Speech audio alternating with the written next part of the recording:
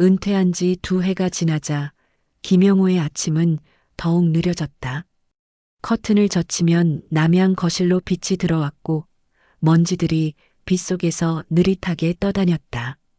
전에는 그 반짝임이 평온처럼 느껴졌는데 요즘은 작은 모래알이 신발 속으로 들어온 듯 자꾸 마음을 긁었다. 선자는 일주일 내내 외출이 잦았다. 장 보러 간다. 동네 친구를 만난다. 요가를 배운다. 이유는 늘 소박했고 표정은 밝았지만 영호는 그 밝음이 마치 낡은 전등의 깜빡임 같다고 생각했다. 화나긴 한데 어딘가 불안했다. 식탁 위 그릇이 하나씩 줄어들었다. 된장국은 반 냄비가 남았고 김치는 덜어놓은 채 그대로였다. 선자는 젓가락을 놓자마자 자리에서 일어났다. 요가 시간 늦겠어요.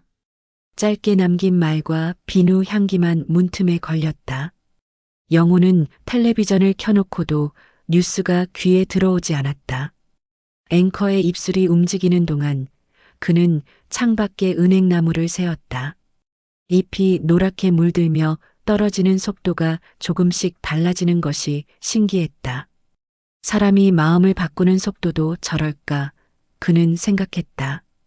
부엌에서 휴대전화가 떨렸다. 선자가 두고 간 것이었다. 화면 위로 잠깐 스쳐간 미리 보기 문구 오늘도 기다릴게요. 다시 조용해졌고 냉장고의 낮은 웅웅거림만 집을 채웠다. 영호는 휴대전화를 만지지 못한 채 손을 탁자 아래로 내렸다. 그는 평생 규칙과 예의를 가르쳐 왔다. 남의 물건을 함부로 보지 않는 일, 그 사소한 선을 지키는 자부심. 그런데 그 선이 이제 그를 바보로 만드는 건 아닐까? 그는 천천히 숨을 들이켰다. 방금 전보다 공기가 차가워졌다. 그날 오후 선자는 새로운 운동화를 신고 돌아왔다. 끈이 반짝였고 발걸음이 가벼웠다. 어때요? 가볍죠? 선자가 한 바퀴 빙 돌며 물었다. 영호는 짧게 대답했다. 잘 어울리네. 입술에서 나온 말은 칭찬이었지만 마음속에서는 낯선 발소리가 울렸다. 함께 장보던 걸음은 어디에 남았을까? 비 오는 날 우산살을 맞잡던 그 감촉은 어디로 사라졌을까? 선자는 거울 앞에서 머리카락을 쓸어 넘기며 미소를 지었다. 영호는 그 미소의 방향이 자신이 아닌 어딘가를 향하고 있다는 사실을 알고 있었다. 저녁이 되자 선자는 식탁 끝 의자에 앉아 잠깐 휴대전화를 확인했다. 화면의 불빛이 얼굴 아래를 밝혀 그녀의 표정에 얕은 그림자가 깔렸다. 오래 나가지 말아요. 영호가 어렵게 말을 꺼내자 선자가 고개를 들었다. 왜요? 몸이 안 좋아요. 아니, 그냥 더 말이 이어지지 않았다. 선자는 핸드백을 닫으며 미소를 붙였다. 금방 와요. 문이 닫히는 소리가 가볍게 들렸지만 영호의 귀에는 오래전 교실의 종이 멎는 소리처럼 길게 남았다. 수업이 끝나고 아이들이 쏟아져 나가면 교실에는 분필가루 냄새만 남았었다. 지금 집에도 비슷한 잔향이 맴돌았다. 웃음이 떠난 자리, 대화가 식은 자리, 그리고 설명되지 않는 허기.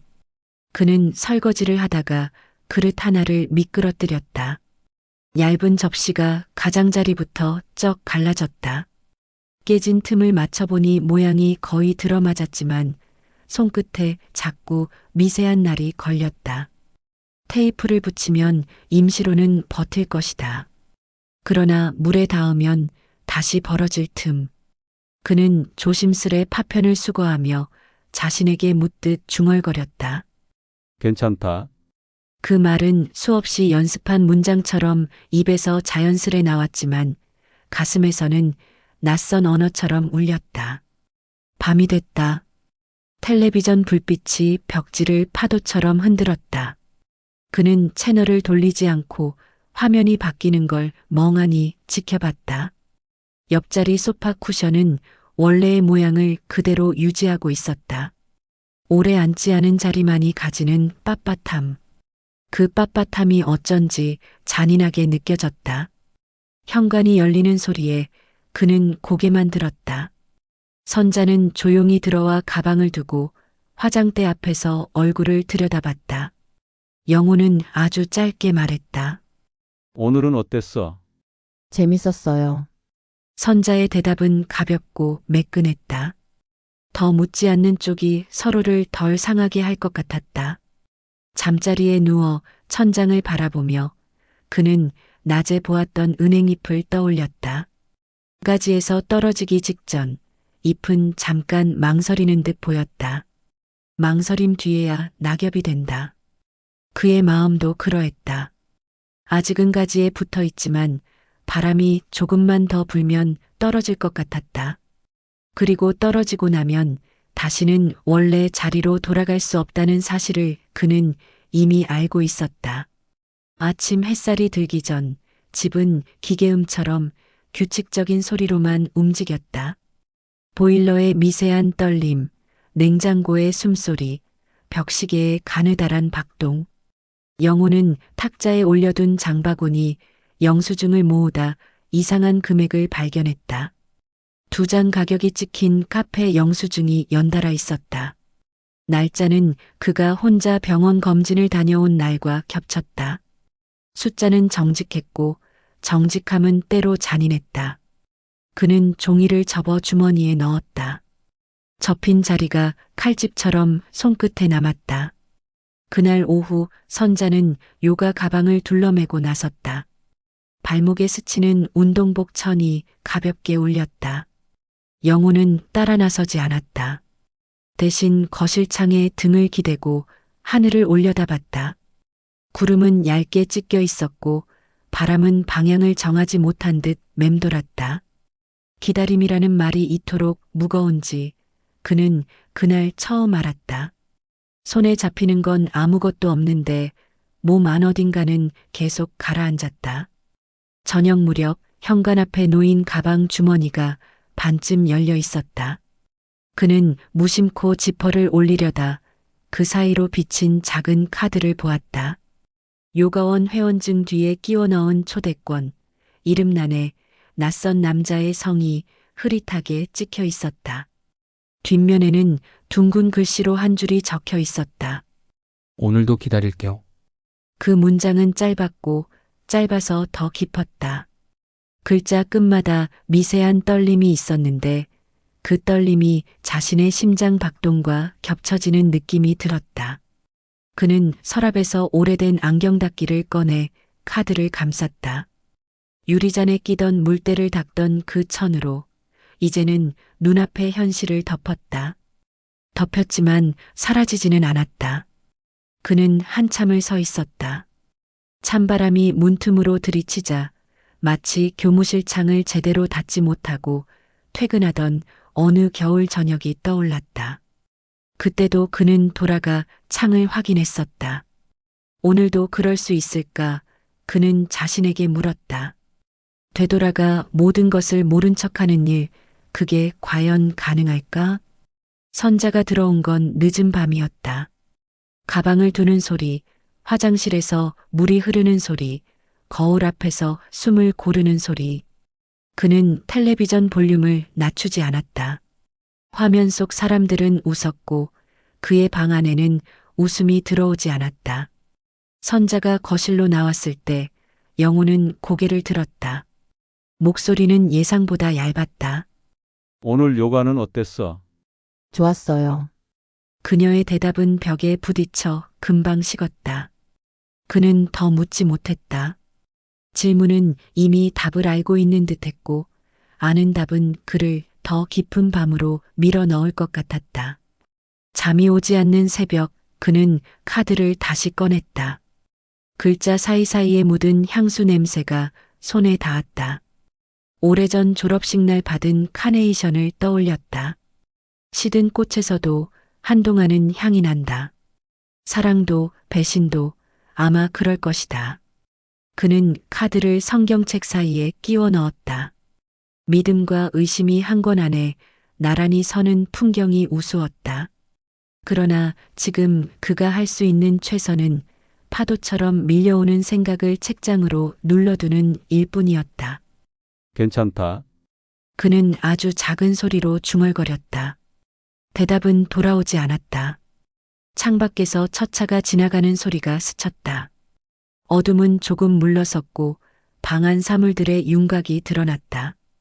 윤곽이 선명해질수록 숨길 수 없는 것들도 함께 모습을 갖췄다. 숫자와 글자, 영수증과 카드, 그리고 그보다 더 단단한 진실의 모양. 그는 눈을 감았다.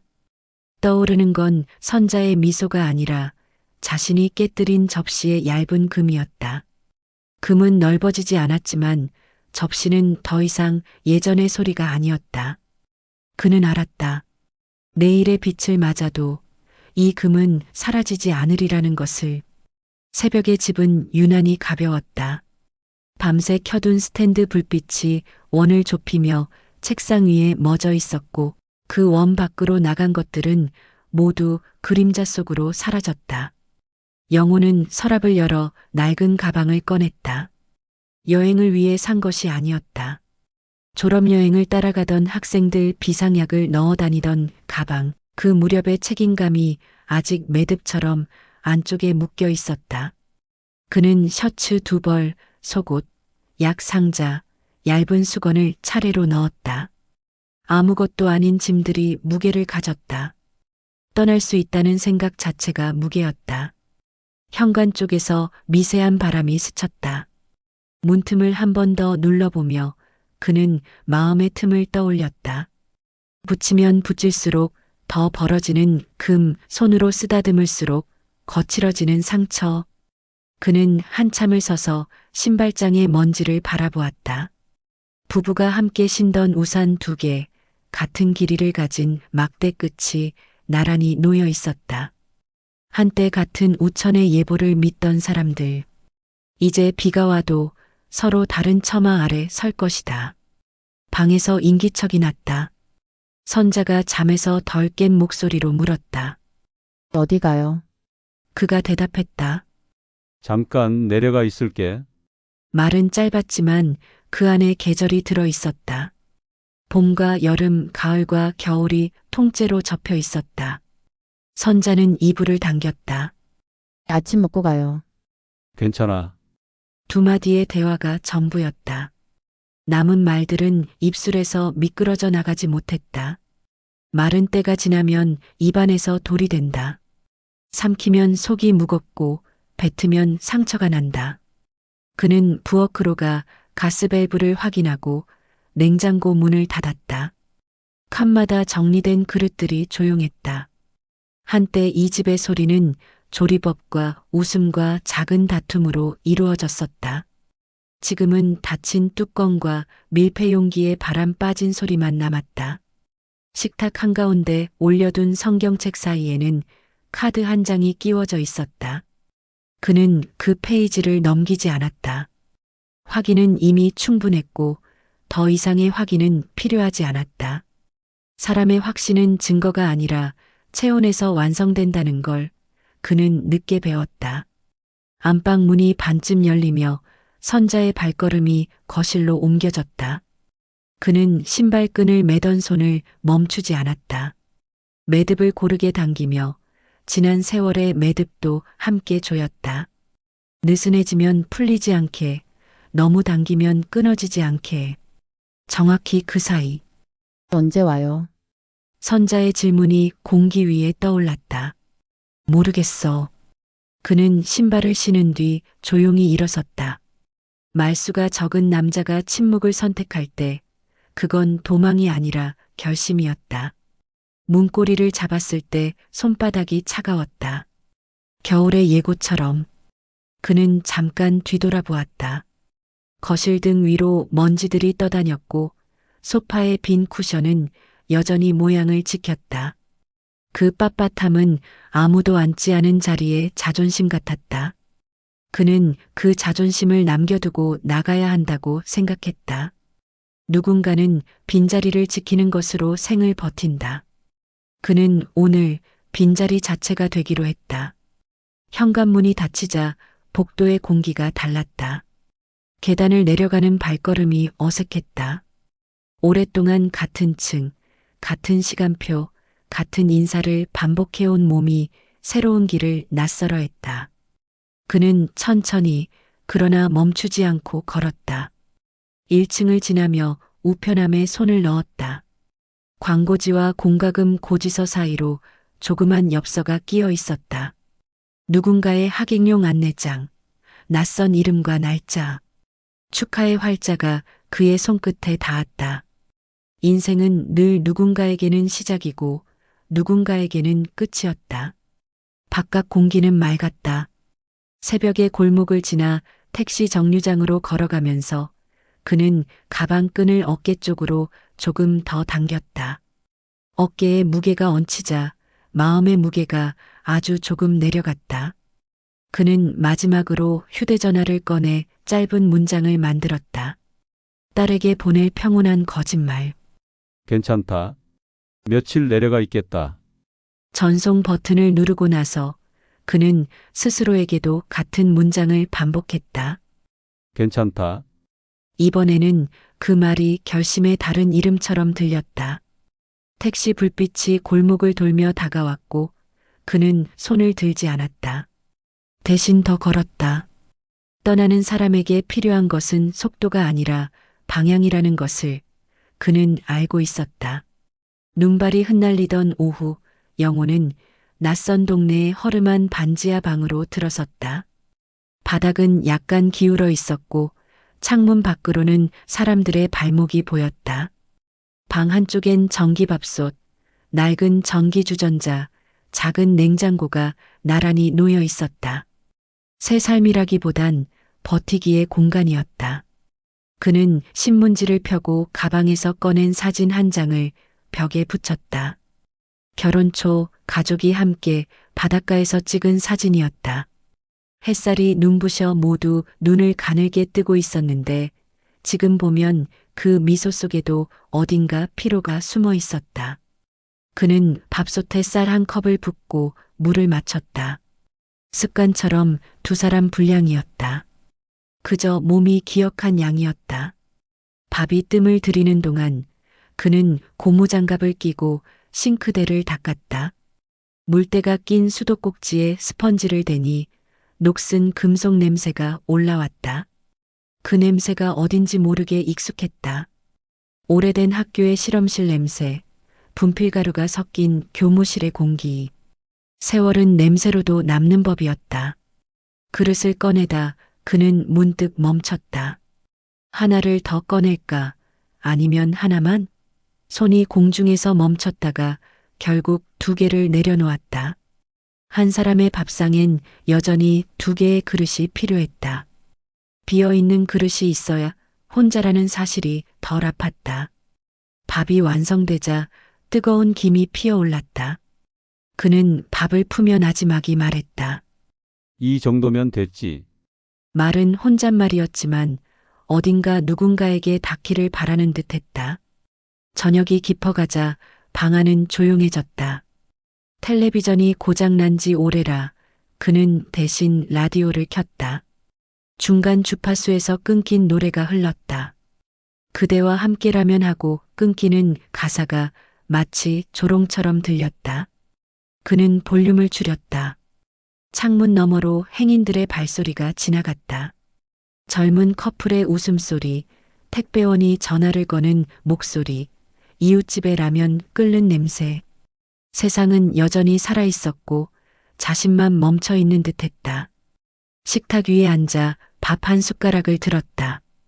김이 사라지기 전에 입에 넣었지만 맛은 느껴지지 않았다. 씹는다는 행위가 단지 생존의 의식 같았다. 숟가락을 내려놓으며 그는 손바닥을 바라봤다. 오래전 교단에서 분필을 쥐던 손가락, 생활비를 아껴가며 자녀 학원비를 쥐던 손, 아내의 손을 잡고 병원 복도를 걸었던 손. 그 손이 이제는 식은 밥그릇만 붙잡고 있었다. 밤이 더 깊자 그는 두 번째 그릇을 치우지 않았다. 그대로 두었다. 마치 누군가 와서 그 자리에 앉을지도 모른다는 희망처럼. 그러나 문은 조용했고 바람만 들락거렸다.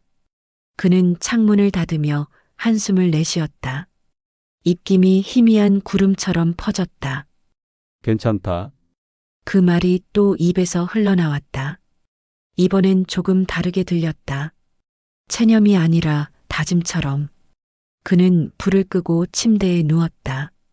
어둠 속에서도 식탁의 실루엣이 보였다. 2개의 그릇, 식지 않은 밥 한 숟갈, 미처 마시지 못한 물컵. 그것들이 마치 지난 세월의 상징처럼 남아 있었다. 바람이 창문 틈을 스치며 희미한 휘파람을 냈다. 그 소리를 들으며 그는 천천히 눈을 감았다. 내일은 그릇 하나만 꺼낼 수 있을까? 아니면 여전히 둘일까? 대답은 없었지만 그는 알았다. 겨울의 식탁은 그렇게 하루씩 식어가고 있었다. 눈이 녹기도 전에 봄비가 내렸다. 반지하 창문 틈으로 물방울이 흘러내리고 좁은 방 안에는 눅눅한 흙냄새가 가득 찼다. 영호는 낡은 라디오 옆에 앉아 있었다. 주파수는 여전히 맞지 않았고 노이즈 속에 사람 목소리가 희미하게 섞여 있었다. 그는 볼륨을 줄인 뒤 편지 한 통을 꺼냈다. 이틀 전 택배 기사 손에 쥐어진 흰 봉투였다. 발신인 이름을 보는 순간 숨이 잠시 막혔다. 이선자. 봉투는 매끈하지 않았다.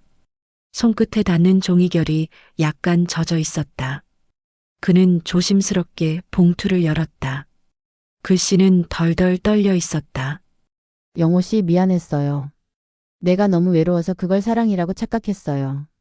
당신이 조용해서 나 혼자 늙어가는 줄 알았어요. 그런데 지금은 알아요. 당신의 침묵이 나를 지키던 말이었다는 걸. 나도 이제는 하루하루가 조용해요. 그 조용함이 당신의 마음이었겠죠. 보고 싶어요. 하지만 가지 않겠어요. 이 말만 전하고 싶었어요. 미안해요. 그리고 고마웠어요. 글자는 문장마다 멈춰 있었고 잉크는 번져 있었다. 한 문장씩 읽을 때마다 그 번짐이 눈물인지 비 때문인지 구분이 가지 않았다. 영호는 편지를 접지 않았다. 그대로 테이블 위에 펴둔 채로 손등을 올렸다. 종이의 온기는 이미 식어 있었다. 그는 잠시 창밖을 보았다. 비가 약해졌지만 바람은 세졌다. 창문 틈새로 스며드는 바람에 커튼이 들썩였다. 그는 자리에서 일어나 창문을 반쯤 열었다. 빗물이 방 안으로 들어왔다. 종이 위로 떨어진 물방울이 잉크를 다시 번지게 했다. 그 번짐이 마치 오래된 기억이 녹아내리는 모양 같았다. 그는 천천히 숨을 들이켰다. 습한 공기 속에 오래 묵은 감정이 섞였다. 분노도 슬픔도 그리움도 아닌 이름 붙이기 어려운 감정. 단지 긴 시간 끝에 찾아온 고요함이었다. 책장 위에는 가족 사진이 아직 붙어 있었다. 사진 속 선자는 미소를 짓고 있었다. 그때는 서로가 서로의 중심이었다. 지금은 그 미소가 시간의 낙서처럼 보였다. 영호는 사진을 떼지 않았다. 대신 그 앞에 향 하나를 꽂았다. 불을 붙이자 얇은 연기가 천천히 피어올랐다. 연기는 천장에 닿기 전 사라졌다. 마치 용서라는 게 그런 것처럼 모양을 갖추기도 전에 사라지는 것. 그는 다시 의자에 앉아 밥솥을 열었다. 남은 밥은 이미 굳어 있었다. 숟가락으로 밥을 저으며 중얼거렸다. 그래, 다 괜찮다. 그 말이 이번엔 진짜로 가벼웠다. 아무것도 남지 않은 자리에서만 나올 수 있는 가벼움이었다. 바람이 불었다. 편지가 흔들리더니 어느새 바닥으로 떨어졌다. 그는 그것을 주우려다 멈췄다. 그대로 두었다. 편지는 바람결에 살짝 흔들리다가 문틈으로 스르르 나갔다. 그는 그 모습을 따라 시선을 옮겼다. 문 밖엔 흐린 햇살이 있었다. 긴 겨울이 지나고 있었다. 그는 한 손으로 창문을 닫으며 나지막이 말했다. 그녀는 봄을 택했고 나는 그 봄에 얼어붙었다. 그 말은 더 이상 원망이 아니었다. 그저 지나간 세월의 자막처럼 흘러나왔다. 그리고 그 자막이 사라지자 방 안에는 라디오의 잔잔한 잡음만 남았다. 그는 눈을 감았다. 잡음은 점점 바람소리와 섞여 들렸다. 봄의 바람이었다.